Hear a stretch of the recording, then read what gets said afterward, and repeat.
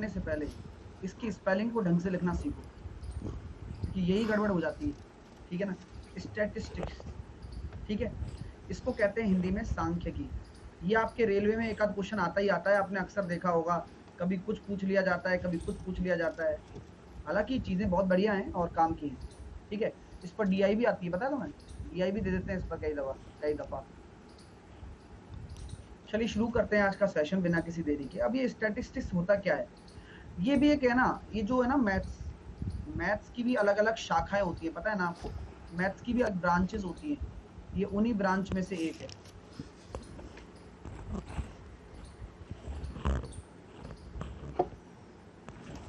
Maths की भी अलग अलग क्या होती हैं, ब्रांच होती हैं, ये उन्हीं ब्रांच में से एक है, मैथ की एक शाखा है। और इसके अंदर क्या किया जाता है, इसके अंदर जो भी हमारा डेटा आता है, जो भी डेटा समझते हो, डेटा, जो भी डेटा आता है, और उसको क्या किया जाता है, कलेक्ट किया जाता है। कलेक्ट करने मतलब संग्रह करना, उसको संग्रह किया जाता है, उसका रिप्रेजेंटेशन किया जाता है, यानी कि उसको दिखाया जाता है, ठीक है। और उसका क्या किया जाता है, एनालिसिस किया जाता है, यानी कि विश्लेषण किया जाता है। ये वही है, यानी कि जिस जिस भी जिस भी गणित की शाखा में इन चीजों का करना होता है, जहां पर डेटा को पहले आप कलेक्ट कर लो, हाँ, ठीक है, डेटा को आप पहले कलेक्ट करते हो, फिर उसका आप एनालिसिस करते हो, फिर उसका आप रिप्रेजेंटेशन करते हो। बात समझ में आ रही है। सर ये कहाँ काम आता है, कहाँ काम आता है सर, आपने देखा है कि कभी भी एक जनगणना होती है ना, जनगणना होती है। अब जब भी जनगणना होती है हमारी,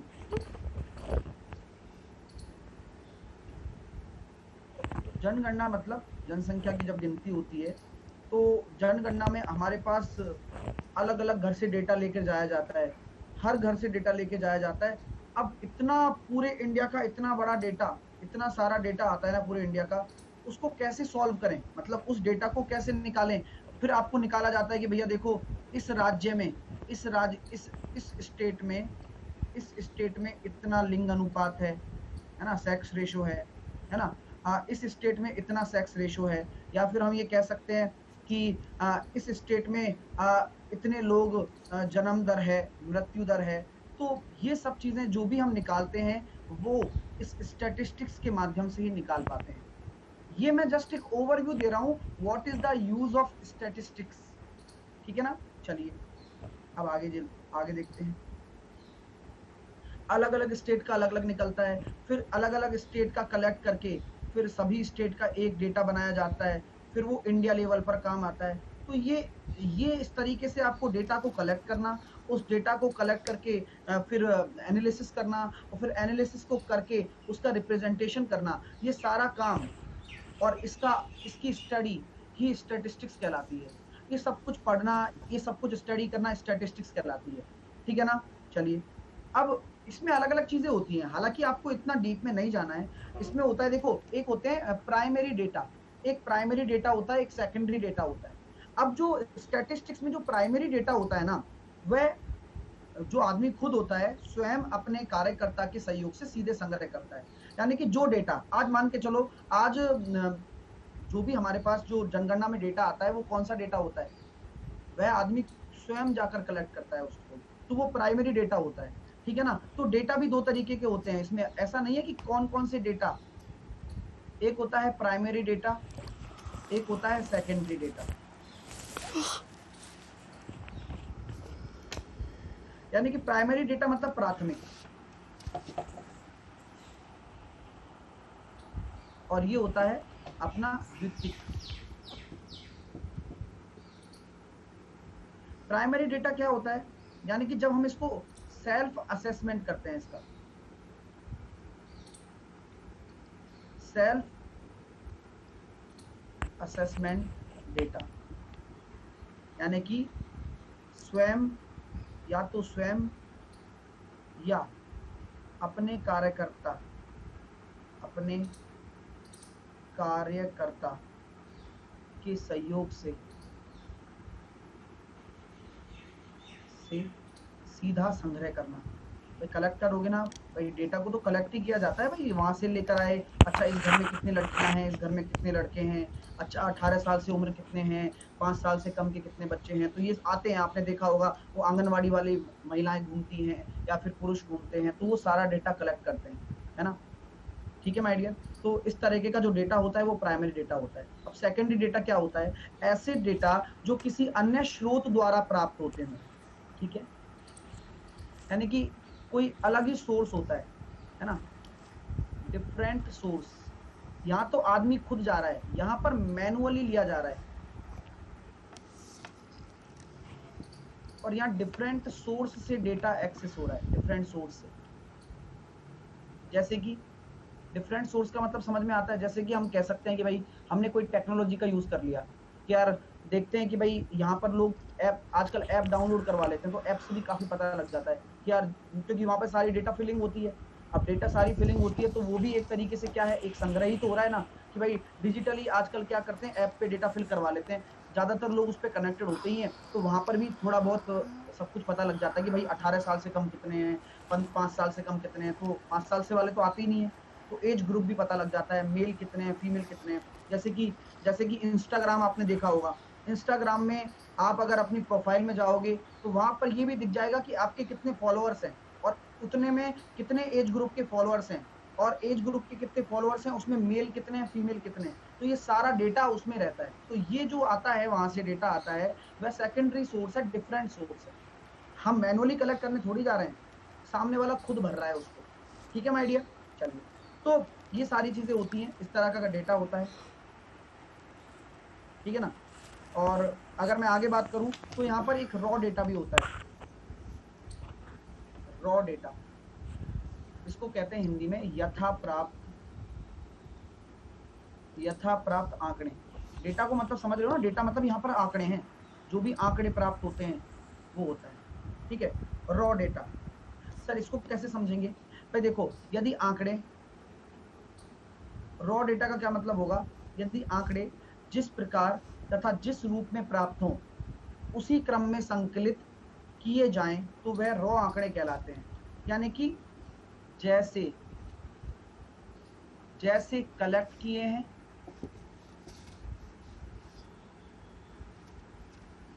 वैसे ही रिप्रेजेंट।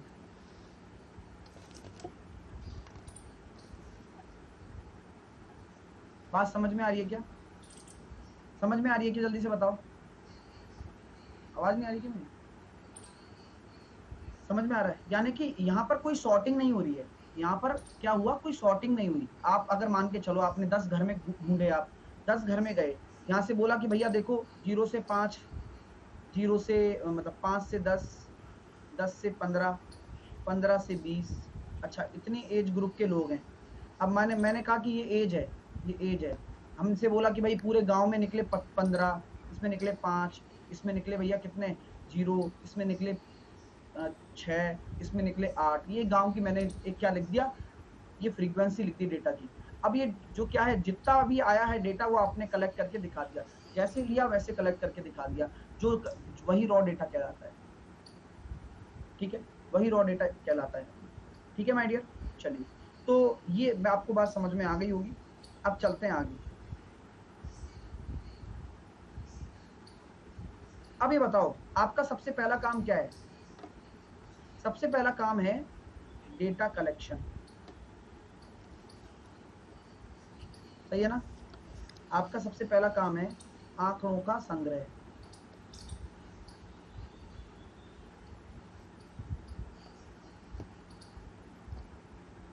उसके बाद क्या किया जाता है, डेटा का डिस्ट्रीब्यूशन, यानी कि आंकड़ों का वर्गीकरण। आंकड़ों का वर्गीकरण बोल लो, डिस्ट्रीब्यूशन बोल लो, या फिर क्लासिफिकेशन बोल लो।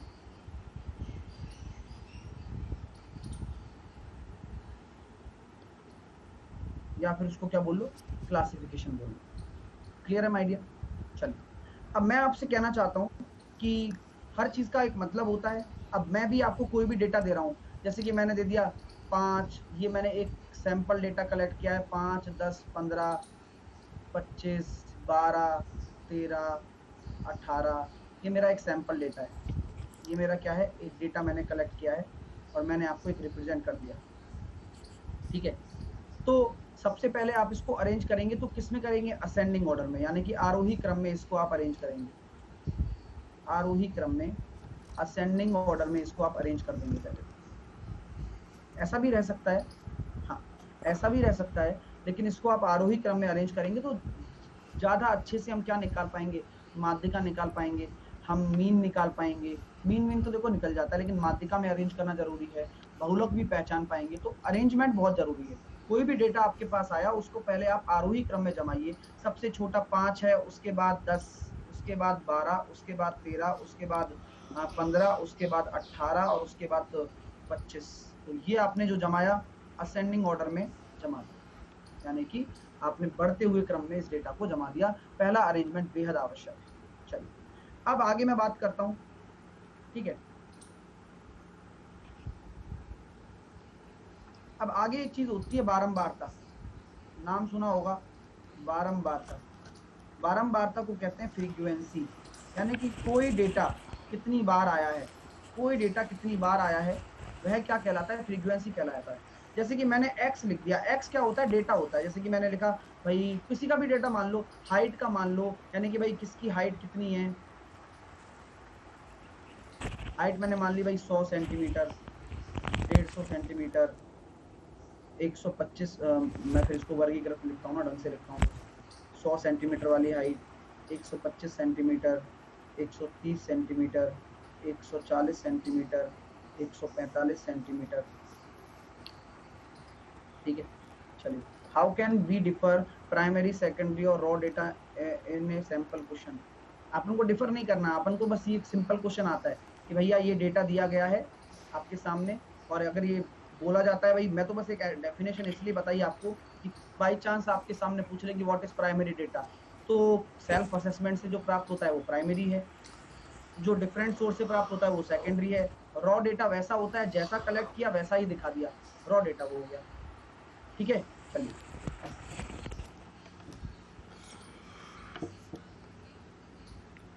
हाइट ये बोली मैंने, और इसके साथ मैंने बोल दिया कि 10, 5, 15, 6 और 9।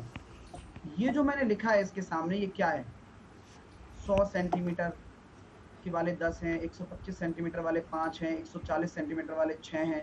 ये इसकी फ्रीक्वेंसी है। फ्रीक्वेंसी क्या होती है, बारंबारता, यानी कि 100 सेंटीमीटर वाले जो डेटा कलेक्ट किया है उसमें कितने लोग निकले, 10 लोग निकले थे। 125 सेंटीमीटर वाले 5 लोग निकले थे, 130 सेंटीमीटर वाले 15 लोग निकले थे, 140 सेंटीमीटर वाले 6 लोग निकले थे, 145 सेंटीमीटर वाले 9 लोग निकले थे। ठीक है ना, तो ये आपका क्या हो गया, एक फ्रीक्वेंसी हो गया। ये बताता है कि ये कितनी बार आया है, यह कितनी बार आया है। तो अगर मैं आपसे बात करता हूं, ये फ्रीक्वेंसी हो गया।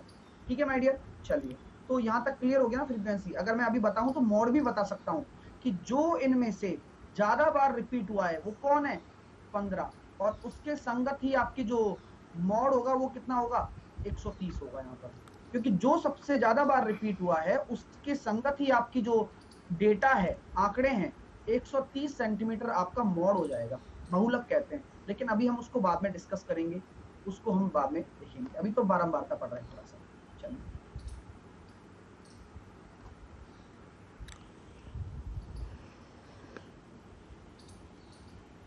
अब हम आगे देखते हैं इंटरवल।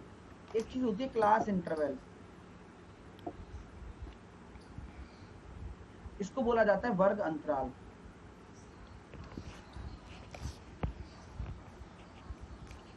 क्या बोला जाता है, वर्ग अंतराल। यानी कि क्या होता है कि अभी तो मैंने आपको क्या दे दिया, ये डेटा दिया था 100 सेंटीमीटर, 125। ये क्या है, यह आपका एक अनग्रुप्ड डेटा है, यह आपका एक अनग्रुप्ड डेटा है। ठीक है ना, समझ में आ रहा है ना, ये आपका अनग्रुप्ड डेटा है। और जो मैं आप वर्क इंटरवल लिखूंगा तो वहां पर जो डेटा होगा वो कौन सा डेटा होगा, वो ग्रुप डेटा होगा। क्या होगा, ग्रुप्ड डेटा होगा।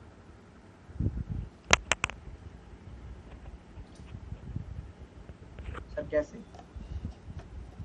सर कैसे हुआ? means in the given data in questions are raw data for us। हाँ, वो बिल्कुल सही कह रहे हो आप। जैसे कि अगर मान के चलो मैंने कभी भी आपको माध्यिका निकालने के लिए बोला, अब ये जो डेटा है ना, ये आपका रॉ डेटा है। रॉ डेटा कैसे कहेंगे, क्यों कहेंगे रॉ डेटा इसको? क्योंकि जैसे आया वैसे लिख दिया ना, जैसे आया वैसे दिखा दिया, तो दैट्स कॉल्ड रॉ डेटा। यथा स्थिति में जैसे कलेक्ट किया वैसे दिखा दिया। ठीक है, चलो, तो वो तो कोई इशू नहीं है, वो तो अपन को पता लग ही जाएगा ना कि ये डेटा कलेक्ट किया गया है। कुछ भी बोलेगा वो क्वेश्चन मेंशन करके देता है। ठीक है, अब ग्रुप्ड डेटा क्या होता है जरा देखिएगा। वो ग्रुप में होता है, यानी कि मैंने कहा 0 से लेके 10 साल, 10 से लेके 20 साल, 20 से लेके 30 साल, 30 से लेके 40 साल। अब इसकी जो फ्रीक्वेंसी है वो इसकी होगी भाई, 10 से लेके 20 साल के 5 लोग हैं, 3 लोग हैं, 2 लोग हैं, 1 लोग हैं, इस तरह से। तो ये आपका क्या कहलाएगा? इंटरवल कहलाएगा। लेकिन क्लास इंटरवल को क्या बोलते हैं?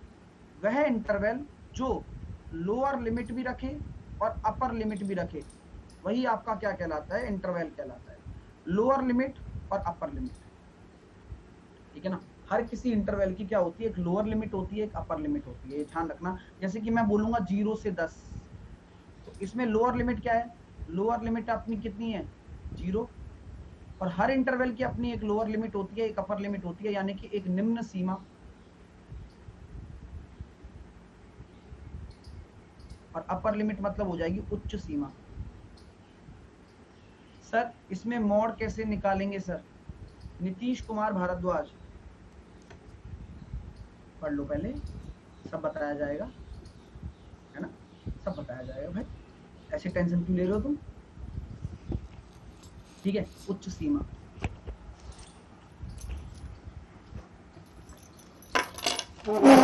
लोअर लिमिट अपर लिमिट क्या होता है? तो वर्ग इंटरवल यही होता है, ऊपरी और निम्न सीमा के अंतर को ही वर्ग इंटरवल कहते हैं। तो अगर मैं आपसे पूछता हूं क्लास इंटरवल क्या होगा, बताना यहाँ पर क्लास इंटरवल क्या है। क्लास इंटरवल को आई के द्वारा भी रिप्रेजेंट किया जाता है जब भी हम कल्पित माध्य पढ़ेंगे। तो जो भी देखो अंतर आ रहा है ना, वो 10 ही तो आ रहा है। Upper limit minus lower limit ही आपका क्या होता है? क्लास इंटरवल होता है। कभी भी आपसे पूछे क्लास इंटरवल क्या होता है, तो बिल्कुल मत लिख के आ जाना कि सर जब हम स्कूल में पढ़ा करते थे तो हमारी क्लास के बाद एक इंटरवल हुआ करता था, वह क्लास इंटरवल कहलाता है। तो क्लास इंटरवल यहाँ पर क्या है? वर्ग अंतराल है।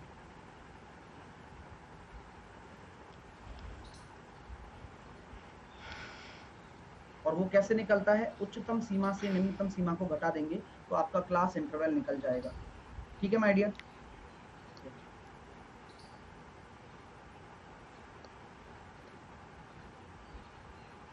अब आता है रेंज। रेंज को बोलते हैं परास या बोलते हैं परिसर। किसी भी डेटा की अगर आपको रेंज निकालनी है तो रेंज क्या होती है? वही होती है, कोई भी डेटा आपके पास पड़ा हुआ है, रॉ डेटा आपके पास पड़ा हुआ है, हाँ ठीक है, तो वो क्या होता है? अपर लिमिट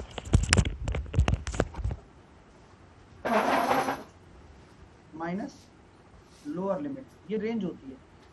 जैसे कि कोई डेटा मैंने आपको दे दिया 5, 6, 2, 8, 7, 9, 15, 18, 22। अब ऐसे ही पड़ा हुआ डेटा है, रो डेटा है मेरा, इसकी अगर मुझे रेंज निकालनी है, what is the range? Range हो जाएगी सर सबसे मैक्सिमम वैल्यू 22 और सबसे मिनिमम वैल्यू 2, यानी कि जो डेटा मेरा मूव कर रहा है उसकी रेंज कितनी है? 20। क्या होगी? 20 आपकी रेंज हो जाएगी। ठीक है, अगर अगर हमें कोई वर्ग माध्य निकालना हो, वर्ग माध्य मतलब जैसे कि मैंने आपसे कहा इंटरवल दे रखा है, मेरा वर्ग दे रखा है 0 से 10, इसका वर्ग माध्य क्या होगा? ये सारी टर्मिनोलॉजी जो काम आती है, इसको मिड वैल्यू भी कहते हैं। अगर नेगेटिव, अगर सर नेगेटिव हो तो तब क्या नेगेटिव होगा बताना? क्या नेगेटिव कर रहे हो भाई साहब?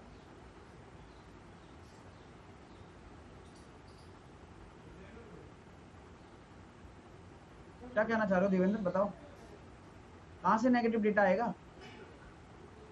कहां से आएगा नेगेटिव डेटा, कैसे मेंशन करोगे? हाँ, नेगेटिव लिखते नहीं है, अगर कमी हो रही है तो बस डेटा लिख देते हैं, पता है ना आपको। जैसे कि मैंने आपको कमी बताता हूँ कभी कभार कि भाई 20% की कमी हो रही है, तो अगर 20% लिख दिया तो उसको -20 लिखने की जरूरत नहीं है।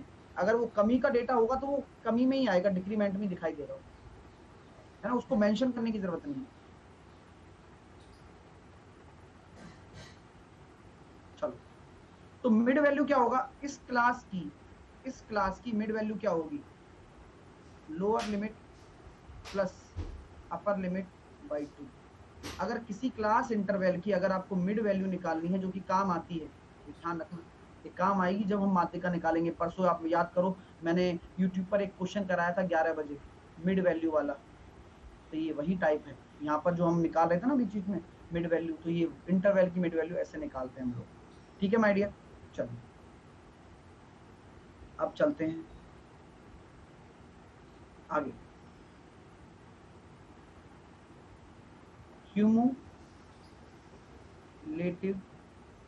क्यूमुलेटिव फ्रीक्वेंसी, क्या? क्यूमुलेटिव फ्रीक्वेंसी, इसको कहते हैं संचयी बारंबारता।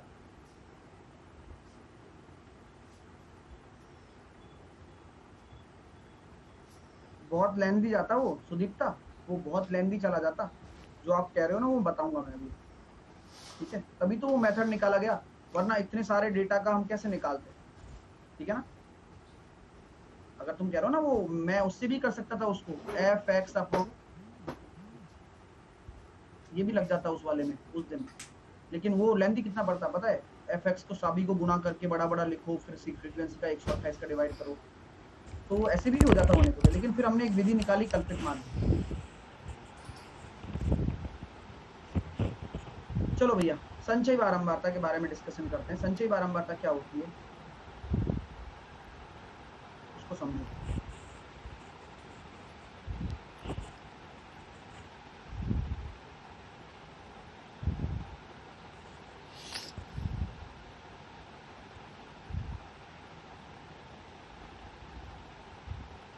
ये आरजे कौन है भाई?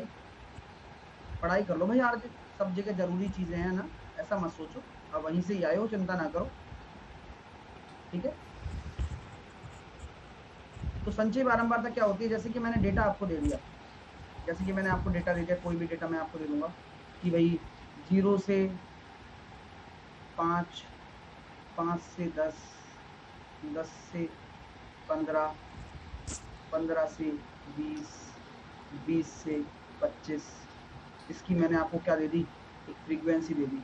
फ्रीक्वेंसी क्या दे दी? जैसे कि मैं ये इंटरवल लिख रहा हूँ, ये क्लास इंटरवल है मेरे लिए, है ना, और फ्रीक्वेंसी दे दी मैंने 6, 7, 5, 4, 3। अब मुझे क्या निकालनी है? संचयी बारंबारता निकालनी है। क्या निकालनी है? संचयी बारंबारता निकालनी है, CF। अच्छा, ये जो डेटा मैंने लिखा है ये कौन सा डेटा है? ये आपका ग्रुप डेटा है ना, जो ग्रुप है इंटरवल में दिया गया। और अनग्रुप डेटा क्या होता है? जो सीधा दे दिया जाता है, उससे हमें कोई लेना देना नहीं है, अभी हमें फोकस करना है अपने काम पर। सबसे पहले जो फ्रीक्वेंसी है उसको एज इट इज लिख दो, सामने वाली को एज इट इज लिख दिया, 6 को 6 लिख दिया, किसी को कोई दिक्कत? जब 6 को 6 लिख दिया तो 6 को 7 में जोड़ोगे 13, 13 को 5 में जोड़ोगे 18, 18 को 4 में जोड़ोगे 22, और 22 को 3 में जोड़ोगे कितना आ जाएगा? 25। यानी कि आपको ये ध्यान रखना है कि जो ये 25 आया है ना, वो फ्रीक्वेंसी का सम भी है, यानी कि योग है 25, वो कोई दिक्कत नहीं है, लेकिन उसके संगत संचयी बारंबारता ये है, ये आपकी संचयी बारंबारता होती है। ठीक है, क्वेश्चन इस पर भी आता है। जैसे कि मैंने आपके सामने डेटा दे दिया, मैंने दे दिया एक्स, आपका दे दिया मैंने 9, 5, 4, 3, 2 और 4, इसके संगत मैंने फ्रीक्वेंसी आपको दे दी 9, 8, 7, 5, 4, 3। मुझे बताइए, दिए गए डेटा में 3 के संगत संचयी बारंबारता क्या है? 3 के संगत संचयी बारंबारता, यानी कि 3 के करस्पॉन्डिंग, 3 जो डेटा है ना हमारा ये रहा, इसके कॉरस्पॉन्डिंग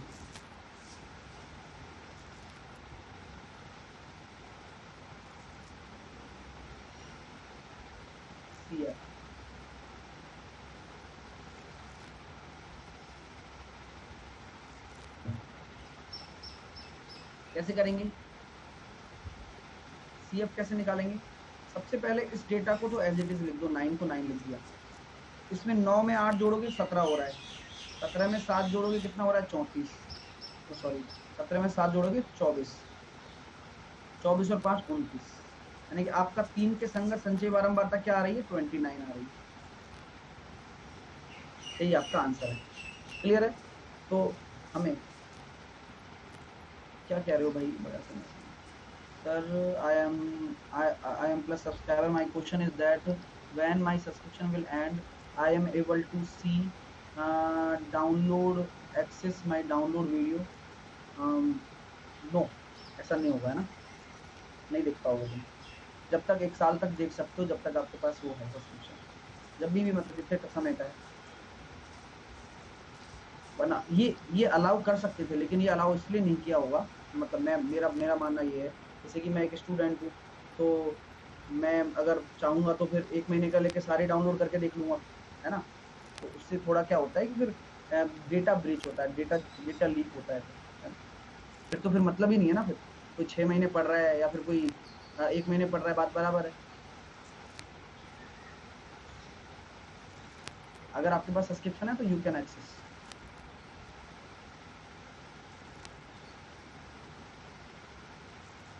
कभी CF उल्टा, हाँ उल्टा भी दे दिया जाता है, आपको पता है ना।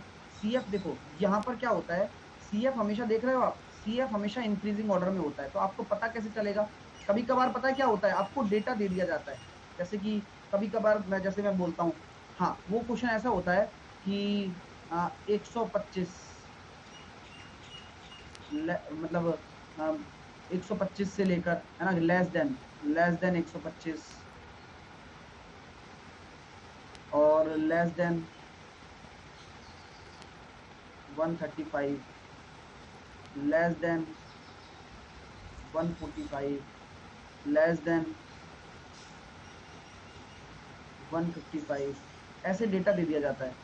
अब इसमें बोल दिया जाता है आपसे 8, 15, 19 और 28।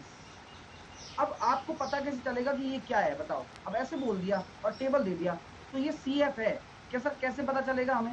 ये ऐसे पता चलेगा कि इंक्रीजिंग हो रहा है। देखो हमेशा डेटा अगर लगातार इंक्रीज हो रहा हो ना आपका, तो ये आपका CF है। अब मैं आपसे पूछता हूं, मुझे ये बताइए 135 से कम कितने हैं? 135 से कम कितने लोग हैं? तो अब आपको इसकी फ्रीक्वेंसी निकालनी पड़ेगी, आपको उल्टा चलना पड़ेगा अब इसमें। जैसे देखो कैसे, सर 8 आ गया, यानी कि 8 से शुरू होता है, हाँ तो ये 15 आया, यानी कि यहाँ 7 हुआ होगा, तभी तो 8 में 7 जोड़ा होगा आपने, ठीक है? ये 7 हुआ होगा तभी तो 15 हुआ होगा। अब ये 19 हो रहा है, यानी कि यहाँ पर क्या किया होगा आपने? 4 जोड़ा होगा। देखो 8 और 7 15, 15 और 4 19, अब ये 28 हुआ है, तो यहाँ कितना किया होगा आपने? 9। तो देखो 19 और 9 28। तो अब मैं आपसे कह रहा हूं कि 135 से कम, तो लेस देन 135 कितने हो जाएंगे? आपका हो जाएगा 7 और 8 15, है ना? वरना अगर आप इस टेबल से देखते तो कितना आंसर देते? 23 देते ना, 23 देते ना। तो इससे देते 23 देते, लेकिन आपको क्या निकालना है? फ्रीक्वेंसी निकालना पड़ेगा, क्योंकि आपको क्या दे रखा है? CF दे रखा है। चीजें क्लियर हो रही है ना? क्वेश्चन सर मतलब CF नहीं आएगा, CF थोड़ी आएगा भाई। अगर आपको काउंटिंग निकालनी है तो काउंटिंग तो फ्रीक्वेंसी ही गिनोगे ना। CF is not a counting, CF is संचयी बारंबारता, क्यूमुलेटिव फ्रीक्वेंसी है, यानी कि कंबाइंड फ्रीक्वेंसी है वो। चीजें क्लियर हो रही है ना? समझ में आ गया ना? तो ये क्वेश्चन काफी दफा आता है, आपको मैंने कई बार कराया भी है ऐसे क्वेश्चंस। सर 15 क्या है? 15 तो CF है, संचयी बारंबारता है विनोद, 15 तो संचयी बारंबारता है। चलिए अब जैसे कि मैं एक और क्वेश्चन देता हूं इस पर। मैंने कह दिया कि भाई एक हाइट है, हाइट का एक क्राइटेरिया दे दिया मैंने, हाइट का क्राइटेरिया दे दिया मैंने कि एक बंदे की हाइट कितनी है? Less than 144 centimetre. दूसरी मैंने बोल दिया लेस देन 154 सेंटीमीटर। तीसरा मैंने बोल दिया लेस देन 164 सेंटीमीटर। फिर मैंने बोल दिया लेस देन 174 सेंटीमीटर। ऐसे मैंने डेटा दे दिया। अब जो यहाँ मैं गिवन डेटा दूंगा ना, यहाँ मैं आपको दूंगा। अब अगर पता कैसे चलेगा सर वो इंक्रीजिंग है, आपका इंक्रीजिंग ऑर्डर में दिख जाएगा। जैसे कि मैंने दे दिया यहाँ पर 7, मैंने दे दिया यहाँ पर 18, मैंने दे दिया यहाँ पर 28, मैंने दे दिया यहाँ पर 35। अब ये डेटा आपको दिख रहा है ना, तो ये जब कोई डेटा आपका लगातार इंक्रीज हो रहा हो तो ये हमेशा CF होगा। अब मैं आपसे पूछना चाहता हूं, मुझे ये बताइए कि 164 164 से ज्यादा और 174 से कम कितने लोग हैं? 164 से ज्यादा और 174 से कम कितने लोग हैं? ये मेरा क्वेश्चन है। तो अब यहाँ आप डिसाइड कर सकते हो क्या? नहीं कर सकते ना। 28 थोड़ी आंसर होगा, नहीं। आपको क्या निकालना पड़ेगा? फ्रीक्वेंसी। सर फ्रीक्वेंसी कैसे निकालेंगे? बोले 7 यहाँ पर लिख दो, पहले लिख दिया। अब ये 18 कैसे बना होगा? इसमें आपने क्या किया होगा? 11 जोड़ा होगा तभी तो 18 बना होगा ना। देखो 7 में 11 जोड़ोगे तभी 18 बनेगा, समझ में आ रहा है? अब 28 कैसे बना होगा? 10 जोड़ा होगा 18 में तभी 28 बना होगा। और 35 कब बना होगा? 7 जोड़ा होगा तब। तो अब बोला गया है 164 से ज्यादा। अब ये जो 10 है वो 164 से कम है, कम है ना। हमें 164 से ज्यादा 174 से कम लेने, यानी कि 7 हमारा आंसर होगा केवल। लोग 17 देकर आ जाते हैं और फिर आके बस चिल्लाते हैं, लड़ाई करते हैं। लेकिन कंसेप्ट देखो, 164 भी दिखा दिया और 174 से कम, तो यहाँ पर ही आपका आंसर आ गया सर। क्लियर हो रहा है माय डियर? तो ये बहुत बड़ी चीज सीख रहे हो। इसके क्वेश्चन काफी आ रहे हैं आजकल। DI के क्वेश्चन स्टैटिस्टिक्स में यही पूछे जा रहे हैं। माध्यिका, मॉड, मीडियम तो पूछा जाता ही जाता है आजकल, ये भी बहुत आ रहा है। Less than means, less than मतलब 164 से कम, तो उसके बाद क्या होंगे? 164 से ज्यादा और 174 से कम, यही तो डेटा आएगा। ये 7, समझ में आ गई बात? क्लियर हो गया ना? ये जो 7 डेटा है ये वही तो है जो इसमें 164 से तो ज्यादा है और 174 से कम है। सर माइनस क्यों किया? कौन सा माइनस यार? क्या कहते क्या हो, बताओ तो सही। भाई हमने तो फ्रीक्वेंसी निकाली है ना डियर, फ्रीक्वेंसी निकाली है बस। फ्रीक्वेंसी कैसे निकालते हैं बताया था ना अभी, संचय बारंबार था। संचय बारंबार दी रखी है यहाँ पर, देखो 9। और ये 17 कैसे आता है? इसमें 8 जुड़ता है जब। और 24 कैसे आता है? इसमें 7 जुड़ता है जब 17 में। तो इस तरह से हम आगे बढ़ते चले जाते हैं। तो मैंने वो प्रोसेस मैंने यहाँ पर CF दे दिया, F निकाल लिया। क्लियर? चलिए अब चलते हैं आगे। अब मैं बात करना चाहूंगा आपसे, अब मैं बात करना चाहूंगा measures, measures of central tendency, measures of central tendency.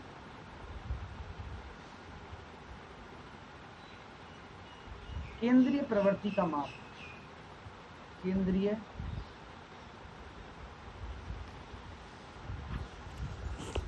केंद्रीय प्रवृत्ति के माप, मेजर्स ऑफ सेंट्रल टेंडेंसी इसको कहा जाता है। केंद्रीय प्रवृत्ति के माप इसको कहा जाता है। किसी को कोई दिक्कत? अब यहाँ इसके अंदर क्या क्या चीजें आती हैं? इसके अंदर सारी चीजें आती हैं। कौन कौन? Mean, mod, median, variance, standard deviation, ये सब इसके अंदर आता है। ठीक है। मीन को कहते हैं माध्या, मॉड को कहते हैं बहुलक, मीडियन को कहते हैं माध्यिका, वेरिएंस को कहते हैं विचरण या प्रसरण, और स्टैंडर्ड डेविएशन को कहते हैं मानक विचलन।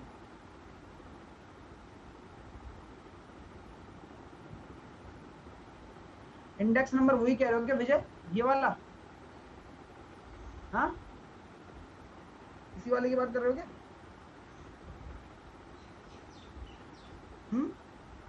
इसको कहते हैं मिलान चिन्ह।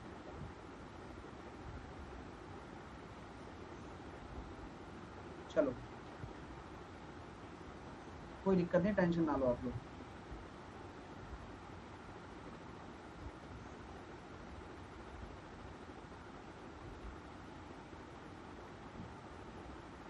आवाज आ रही है कि नहीं आ रही?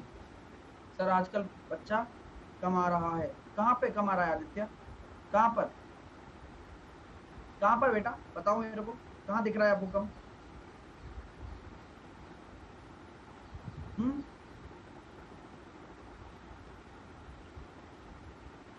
अनअकैडमी में मौसम नहीं है ना, मौसम नहीं है। जिस दिन एडमिट कार्ड आएगा उस दिन क्या होगा तुम्हें पता ही है ना? तो वो होते हैं, वो क्या कहते हैं, क्या नाम है, वो होते हैं कि बरसाती मेंढक, जब मामला सेट होता है तभी निकलते हैं वो लोग, है ना? तो भाई यार consistency is the best policy. आपको सोचते होंगे कि यार साहिल सर हमें बहुत दिन हो गए पढ़ते पढ़ते, अब मैं उदय को देख रहा हूँ, पहले पहले एक सर्वेश सर्वेश नाम का लड़का था, मतलब वो पिछले एएलपी के टाइम से पढ़ रहे हैं, तो यार क्या करें, स्टूडेंट भी तो परेशान हो गया। हाँ, लेकिन जो कंसिस्टेंसी से काम करता रहेगा ना वही रहेगा। आपको भी लगता होगा सर आप, हाँ, अब उदय चंद है, अब ये इसने जो काफी सारे स्टूडेंट है उन्होंने एंगेजमेंट बढ़ा लिया है, जैसे कि भाई एसएससी में भी आ गए वो लोग, पढ़ रहे हैं वहां पे भी अच्छा कर रहे हैं, है ना? तो इम्प्रूवमेंट है, इम्प्रूवमेंट बहुत आएगा, बस एग्जाम हो जाए। चलो स्टार्ट करते हैं चीजों को। अब भाई देखो क्या होता है, पहले पढ़ते हैं माध्य। माध्य को कहा जाता है, इसका नोटेशन होता है ये एक्स बार, ये लिख लेना एक एक चीज। मीन, अब मीन इसको एक एवरेज की तरह भी देख सकते हो आप, इसको एक एवरेज, हाँ, इसको भी एक एवरेज की तरह देख सकते हो। यानी कि जो भी आपका डेटा दिया गया है उस डेटा का आपको क्या करना है, योग करना है अपॉन नंबर। बात समझ में आ रही है? यही तो आप पढ़ते हो, सम अपॉन नंबर, यही आपका माध्य है, यही आप पढ़ते आए हो, ठीक है? अर्थमेटिक मीन, अब ये क्या है, ये जो फॉर्मूला है ये किसके लिए लगाया जाता है? अनग्रुप्ड डेटा, बहुत बड़ी बात कह रहा हूं मैं, अनग्रुप्ड डेटा के लिए। अनग्रुप्ड डेटा मतलब क्या होता है सर, समझ में नहीं आई हम बात, मेरी बात को समझो। जो ऐसी पड़ा रहता है ना डेटा, ये रहा, जैसे कि मैंने लिख दिया 7, 8, 15, 17, 18, 5, ये जो डेटा पड़ा हुआ है ये आपका अनग्रुप्ड डेटा है, इसका कोई नहीं है, ऐसी पड़ा हुआ है ये। तो ये आपका अगर माध्य निकालना हो तो माध्य क्या आएगा बताओ? ऐसी पड़ा हुआ है, कोई डेटा जो ऐसी दिख रहा है आपको पड़ा हुआ, है ना, ऐसी जैसा आया वैसी दिखा दिया आप लोगों को, वही आपका क्या कहलाता है, वही आपका अनग्रुप्ड डेटा का सीधा सीधा सम अपॉन नंबर करेंगे तो कितना निकल गया, 15 और 15 30, 30 और 23 और कितना हो रहा है ये, है ना, 15 और 15 30 और 5 25, 25 और 15 25 और 15 40, 40 और 10 50, 70 हो रहा है क्या? 70 हो रहा है, चेक कर लो एक बार भाई, मेरे हिसाब से तो ये हो रहा है 15, 30 और 5 30 और 5 35 और 35 17 और 18 70 हो जाएगा, 70/6, ये आपका माध्य आ जाएगा। कोई दिक्कत यहाँ तक किसी को कोई समस्या तो नहीं है ना? तो ये किसका माध्य है, हर एक चीज समझ में आ रही है ना? हर एक चीज समझ में आ रही है ना कि ये अनग्रुप्ड डेटा का है सर, डेटा ऐसे ही पड़ा हुआ है, लगा दिया माध्य, हो गया काम, काम खत्म बढ़िया तरीके से। चलिए, सिग्मा का मतलब समझ में आता है? सिग्मा ये होता है एक सिग्मा, इसको कहते हैं सिग्मा। सिग्मा एक साइन होता है, इसको हिंदी में सिग्मा ही लिखा जाता है, इसका मतलब होता है योग।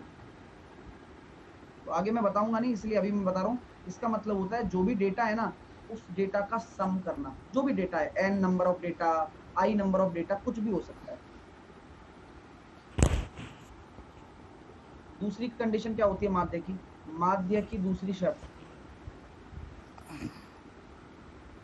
मीन है ना दूसरे तरीके से भी निकाला जाता है। आज के बाद आपको कभी दिक्कत ही नहीं आएगी। आप कभी कहते हो ना सर हमें पता नहीं चलता है इंटरवल का कैसे निकालें, जैसे कि उस दिन क्वेश्चन आया था माध्य निकालने वाला, आप फिर कंफ्यूज हो जाते हो, अरे सर ये तो सिंपल निकल सकते थे, कैसे निकालेंगे सर? तो आज मैं एक साइड में लिखा दूंगा सारी चीजें, चलिए, अब ये दूसरा तरीका क्या होता है माध्य का, ऐसी डेटा पड़ा हो तो ठीक है, लेकिन अब आपको मान के चलो मैंने क्या दे दी, x की वैल्यू दे दी, यानी कि मैंने आपको एक डेटा दे दिया,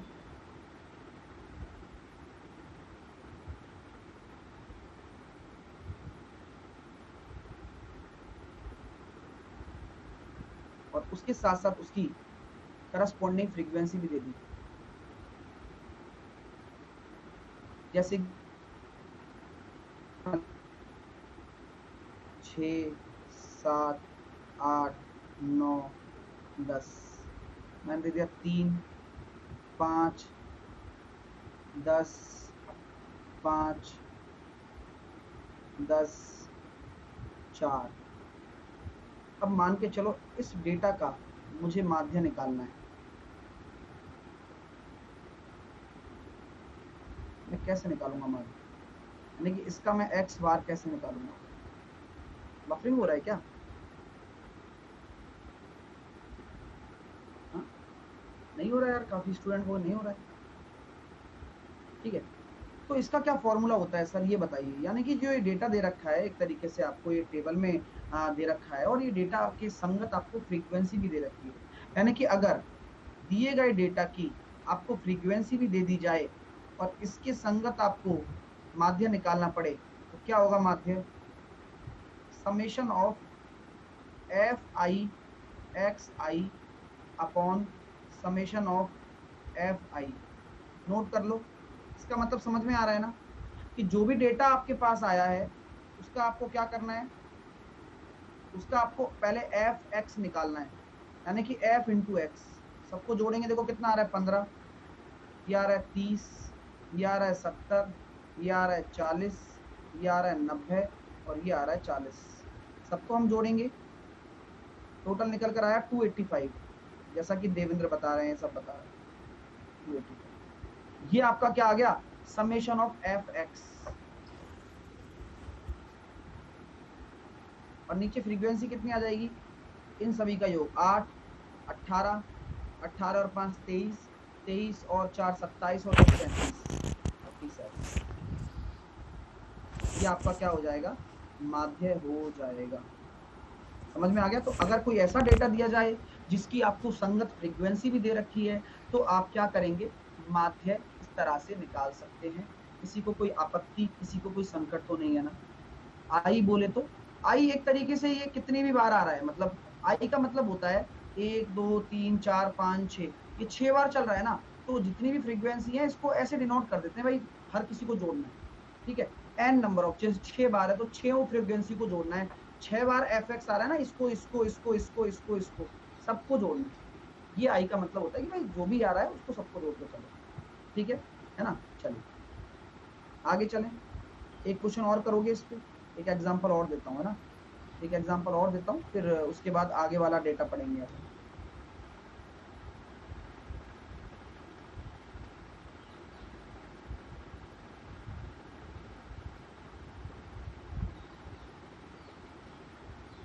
चलो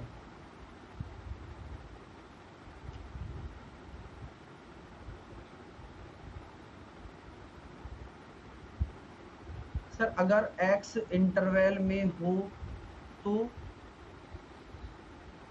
मोहम्मद रहमतुल्लाह जमान, नाम बड़ा प्यारा है, सब बताऊंगा, चिंता ना करना, ठीक है। आप कहाँ से हो मोहम्मद रहमतुल्लाह जमान, हाँ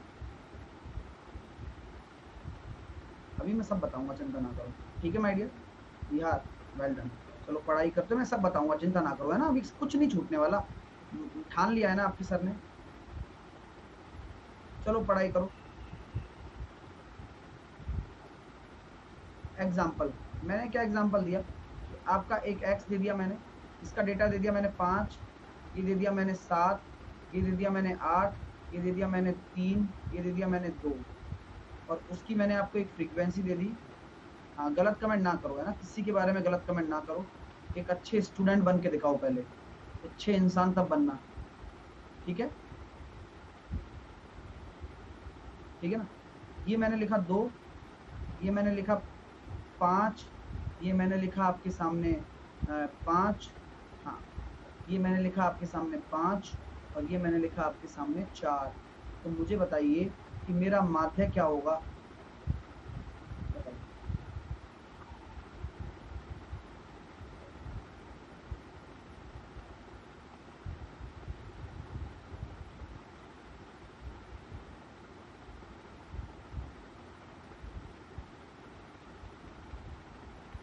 तो हम कह सकते हैं कि कुछ भी नहीं करना सर, सिंपल आपने हमें लॉजिक बताया है, हम उसी तरीके से काम करेंगे यहाँ पर।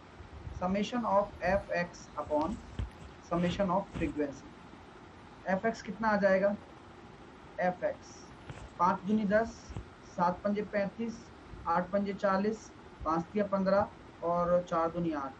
जब हम इसको सॉल्व कर रहे हैं तो 108 आ रहा है इन सबको जोड़ने पर। और फ्रीक्वेंसी का सम कितना आ रहा है, 7 और 5 12 और 5 17 और 4 21।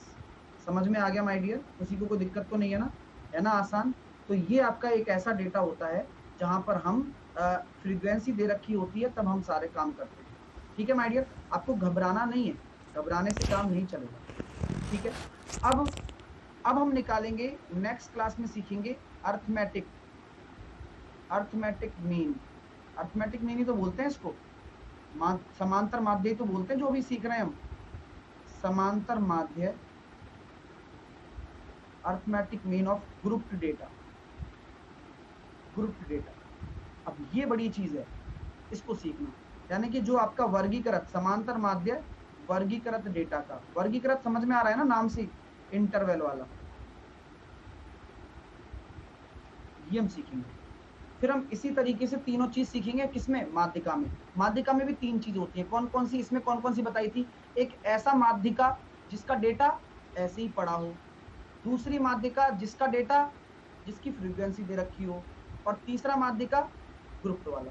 तो हम अनग्रुप्ड दोनों पढ़ेंगे, ग्रुप पढ़ेंगे, ऐसी माध्यिका निकालना सीखेंगे। ठीक है, फिर ऐसे ही हम मॉड निकालना सीखेंगे, तो पूरा कवर हो जाएगा।